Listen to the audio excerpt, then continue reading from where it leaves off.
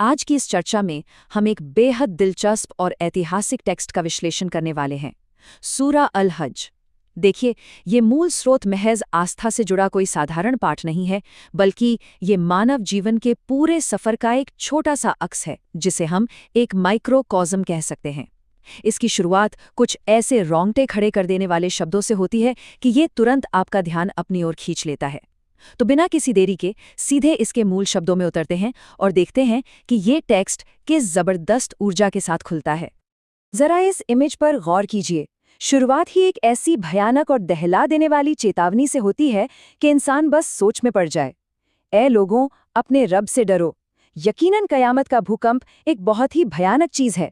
जरा सोचिए, एक ऐसी प्रलय की कल्पना की गई है जहां दुनिया के खत्म होने का खौफ इस कदर हावी है कि एक माँ अपने दूध पीते बच्चे तक को भूल जाएगी। इस तरह की इंटेंस और विजुअल शुरुआत का मकसद ही यही है कि पढ़ने वाले की आत्मा को पूरी तरह झकझोर दिया जाए, ताकि आगे आने वाले संदेश की गहराई का सही अंदाजा लग सके। खैर, चलिए इस टेक्स्ट को डिकोड करने के लिए अपना एक रोड मैप तैयार कर लेते हैं। इस पूरे सफर को हम मुख्य रूप से 5 हिस्सों में बांटेंगे। 2 शहरों की कहानी, एक प्राचीन निमंत्रण, किनारे पर खड़ी आस्था, कुर्बानी का असली मकसद और आखिर में ब्रह्मांडीय सजदा। तो बात शुरू करते हैं हमारे पहले सेक्शन से, 2 शहरों की कहानी। ऐतिहासिक नजरिए से देखा जाए तो सूरा अल हज एक बहुत ही अनोखे पुल यानी ब्रिज की तरह काम करता है। ये मक्का के उस मुश्किल दौर को, जहां शुरुआती समुदाय ने भारी जुल्म सहे थे, मदीना के उस नए दौर के साथ जोड़ता है जहां एक व्यवस्थित समाज आकार ले रहा था। और ये बात इस तुलना से बिल्कुल साफ हो जाती है।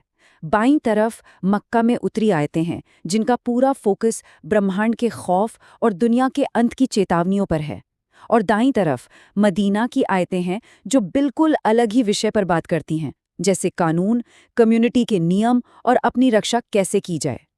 इस टेक्स्ट की सबसे बड़ी खूबसूरती ही यही है कि ये इन दोनों बिल्कुल अलग अलग दुनियाओं को एक ही धागे में पिरो देता है। इसी बीच एक बहुत ही अहम ऐतिहासिक मोड़ आता है। ये नंबर देखिए, 22.39। ये वो टर्निंग पॉइंट है जहां एक बड़ा बदलाव आया। ये इस टेक्स्ट का वो हिस्सा है जिसने इतिहास में पहली बार एक उत्पीड़ित समुदाय को अपने बचाव में लड़ने की इजाज़त दी। ये सिर्फ कोई आम नियम नहीं था, बल्कि अस्तित्व को बचाने की दिशा में एक बहुत बड़ा कदम था। नियमों और बदलावों से आगे बढ़ते हुए अब हम आते हैं अपने दूसरे सेक्शन पर, प्राचीन निमंत्रण। ये हिस्सा हमें सीधे तौर पर तीर्थ यात्रा यानी हज के ऐतिहासिक जड़ों से जोड़ता है, जिसके केंद्र में पैगंबर इब्राहिम मौजूद हैं। यहाँ ये समझना बहुत ज़रूरी है कि ये यात्रा कोई नया रिवाज नहीं थी। जरा इस टाइमलाइन पर नज़र डालिए। लगभग 2000 ईसा पूर्व में पैगंबर इब्राहिम ने काबा बनाया था, और उसके बाद 7वीं शताब्दी के जो भी अहम पड़ाव आए, चाहे वो बद्र की जंग हो या हुदैबिया की संधि, ये कोई अलग थलग घटनाएं नहीं थी।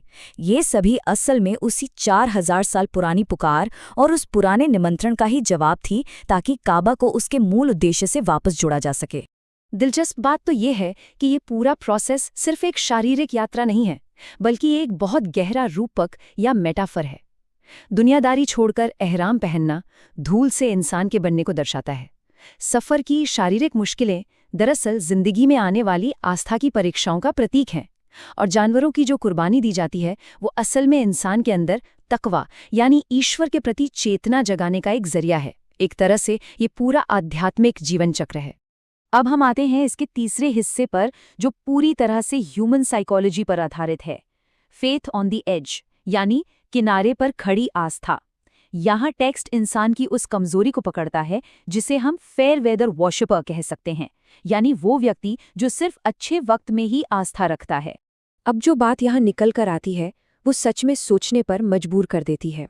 जो किनारे पर खड़ा होकर इबादत करता है, अगर फायदा हुआ तो संतुष्ट, और अगर परीक्षा की घड़ी आई तो मुंह फेर लिया। ये टेक्स्ट इंसानी व्यवहार की कितनी सटीक बीमारी को पकड़ता है ना? ये एक ऐसा माइंडसेट है जहां आस्था सिर्फ एक लेन देन बनकर रह गई है।